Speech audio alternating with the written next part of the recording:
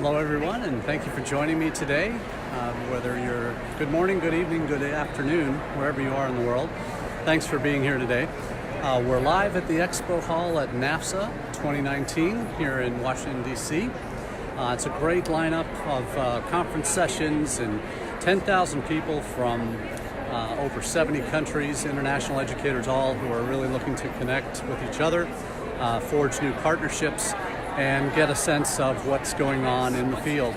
So we're here in the Expo Hall, and this year there are over 350 exhibitors from around the world, and we're here at one of my favorite destinations, EducationUSA. And we'll hopefully be talking to some of the advisors here in a few minutes, and maybe one of the regional coordinators to see what they're up to this year.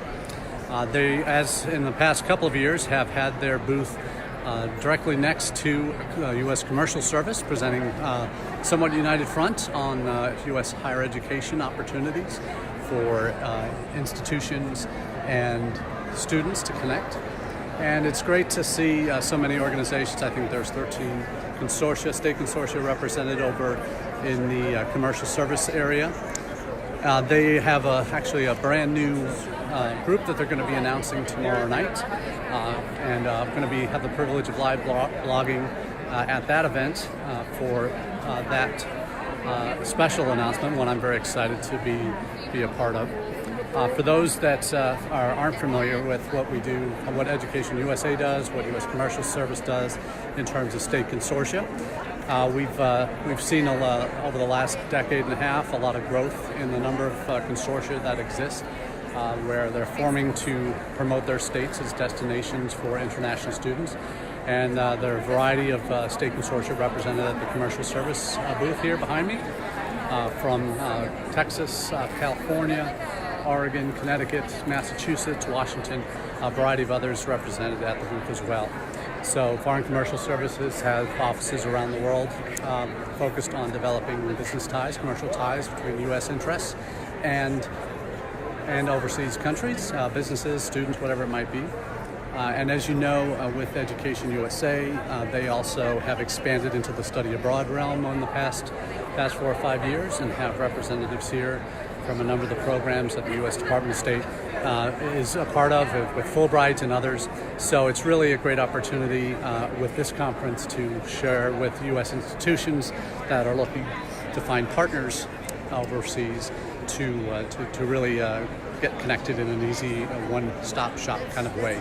So great to have so many EduUSA advisors here, and friends from, and an old colleague here from Jakub from Prague. Yes. How are you, Jakub? You're joining our live chat for SMIE Consulting. It's great, How are wonderful. You? Yes. Yeah, good to see you. Everything yes, well in good Prague? to see you too. Everything's great. Yeah, Good. we have a Czech booth there with 20 universities. So if anyone is interested in cooperation with the Czech Republic, so we'll be happy. Please stop by. Very good. Yeah. Okay. Good to take see care. you. Bye. Cheers.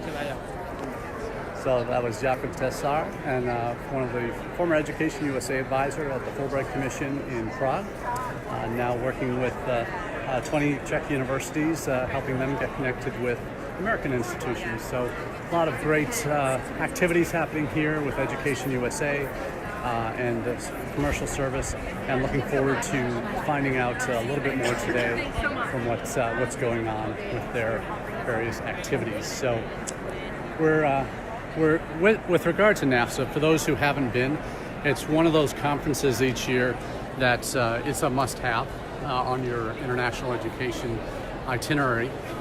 For international educators from around the world, this is the chance to recharge your batteries if you've had a rough year. And I certainly can remember a couple of years coming to NAFSA really helped me professionally and extend my ability to integrate what I wanted to do professionally with my work, and certainly helped me develop as a professional in the field. And NAFSA has really opened a lot of doors for me, as has the folks here at EducationUSA. So we'll be speaking to a couple of other folks in the next hour or two, or next few minutes. I'm not going to be on for an hour, but we'll be on for the next few minutes chatting with some individuals that are attending NAFSA here at the Expo Hall, and kind of getting a sense from them what the top issues are in the field. So we're at a point now with international education, where it's not just about educating individuals, it's about economic development for a lot of countries. And the United States, as those who follow the roundups that we do each week, we've mentioned it before about the economic impact. NAFSA has been a pioneer in documenting that and the economic impact that the international students do have in the United States on students who study here.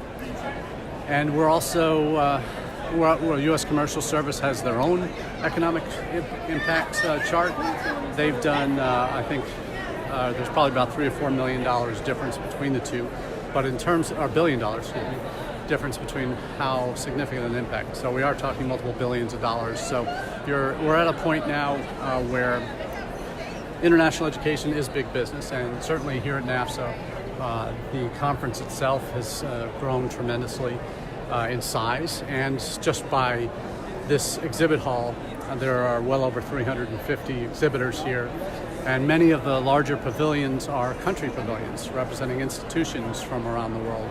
So within a stone's throw of me, we have a study in Turkey, we have New Zealand, we have Education Ireland, we have Poland, we have the Czech Republic. India has their own pavilion here. They've had one a couple times before, but this certainly is an expanded one.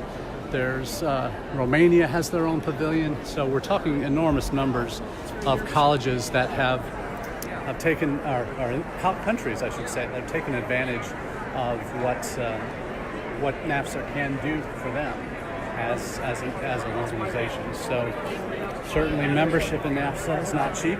Coming to this conference each year is never cheap, but it is, if you can only do one of these conferences every year in international education, this would be the one to come to.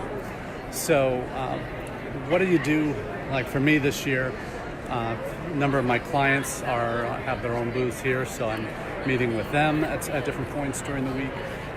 But I'm also looking for new opportunities as well to expand what we do at SMIE Consulting. So we have a lot of individuals that come to this conference who are maybe looking for positions. There's a career center that NAFSA runs as part of the conference. And there are also many other opportunities with networking sessions. They have mentor-mentee kind of sessions. Those have kind of been changed to, I think, connectee. So there's a lot of opportunities to really grow that way as well. If you're new to the field or looking to get in, it can, as I said, it can be expensive to come. Certainly a week in hotels in DC, anywhere close to the conference center, is going to be at least $250 a night. But if you're talking about bang for your buck in terms of impact that one event can have, this is certainly the one where I think you're going to find the greatest opportunity.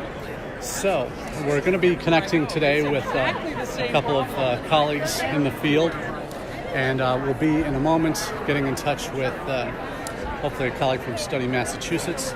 But there's plenty of folks here who are really engaging with state consortia, with EducationUSA advisors, with a number of different individuals in international education. So hopefully we'll get an opportunity here to speak with them. Hello, Carolyn. We're live chatting on social media and International Ed Great. Midweek Roundup. Hello, everybody.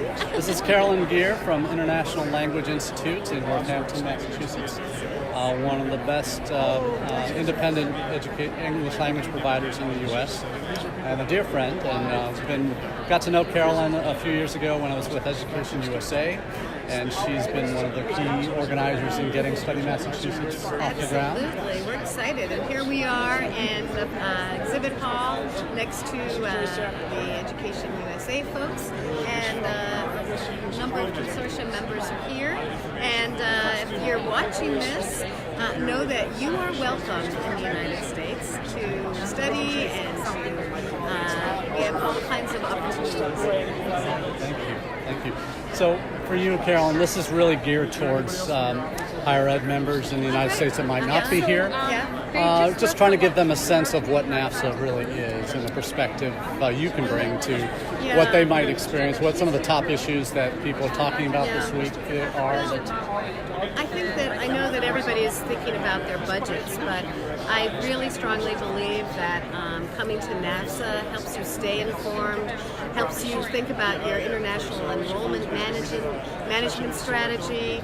It also offers you an opportunity to talk to colleagues that you've known for a long time, as well as new colleagues that sit down to you next to you at a session. The variety of sessions that are available here is really fantastic, and you go back to your institutions thinking that you have some really strong action plans. I also suggest that you, if you're watching this from afar, go on the NAFSA website and see about the resources too, that download presentations that are here. There's some amazing slides that are here. Also get involved in the networks. Even if you're not a NAFSA member, these networks are free and they contain a lot of resources that can help you while you're doing your armchair recruitment or struggling with some cross-cultural issues that you need. So I'm so happy to be part of this. So Thank you very much. You're welcome. See you around. So there's a taste of what to expect from being a part of the Education USA conference, or excuse me, the NAFSA conference. Certainly Education USA is a big part of that here in the exhibit hall. And they bring well over 20 to 30 advisors each year to the conference to interact with U.S. higher ed institutions, and certainly gives opportunity for many new institutions that might come to the booth to reconnect with colleagues, advisors that they've met over the years, with any advisors in countries where they might have applicants, where they have questions about their credential system, or might be looking to refer students to advising centers for help in maybe getting ready for the visa interview that they're going to have in a couple weeks. So there's really a lot of great connections that can happen here with Education USA, and we're looking to find one or two others that we can grab a quick word with here. And as we look and doing a live event, you never know what you're going to get. So we'll see what happens here. But we certainly think, and Carolyn certainly reflected well in her comments, what you can do through this kind of a conference and resources that NAFSA has available on its website, and certainly provides a number of attendees with some opportunities to really develop themselves professionally, whether it's presenting a session, getting connected with a mentor or an older colleague in the field that can help them better do what they do internationally as an institution or professionally. So there's certainly great opportunities here, and if you have energy to walk and certainly get your 10,000 steps and then some in every day, this is the kind of event where you will certainly find ample opportunity to make your connections here and develop who you are as a professional. So I've had the pleasure of coming to NAFSA conferences for over 20 years now, and one thing that certainly I've always felt a kinship with colleagues here in the field is how this conference, meeting people from around the world, really renews your confidence and your passion for international education, because it's a field that certainly in the news, we've talked about it on the Roundup every week. There are challenges to what we do in our field, and we do what we can to overcome those issues. But really, it's a matter of maintaining your resolve and maintaining the network that you've developed to help support what you do, not just on work-related things, but also just a sounding board for whatever projects you might have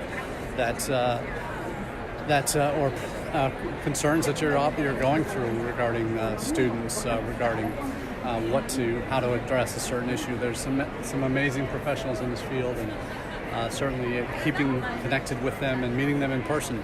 And Lucia, great to have you on from Switzerland. I hope you're well. Thanks for catching up for this live video, live Midweek Roundup. And are you at NAFSA this week? Or are you still back home? I hope you're well. I know we've seen you here before at NAFSA conferences in the past, and just hope you're well, and hope we can connect again soon.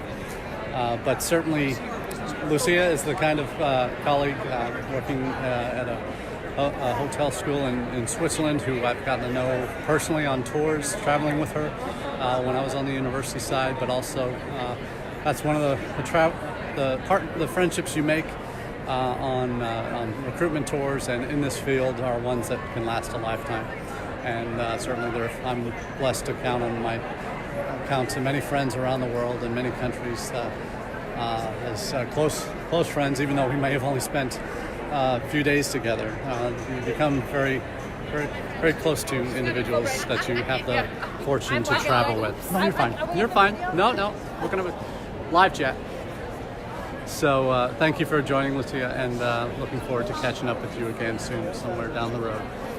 So with that, it looks like we're coming up on our time for the day. But definitely recommend to anyone who is not already connected with NAFSA as part of their international education work to be a part. And there, in addition to the national organization that you can have membership in, there are regions across the United States. Where I live in Ohio, Indiana, and Kentucky form a region. We have regional conferences. Each of the states typically has an event in the spring or early summer where they bring their members together who might not be able to make a national conference. So there are tremendous resources through NAFSA and the regional conferences that you can be a part of. So definitely take advantage of that and add that, if it's not already, to your calendar. So thanks again for everybody for joining me today, and looking forward to catching up with you at a future event like this. Have a wonderful day.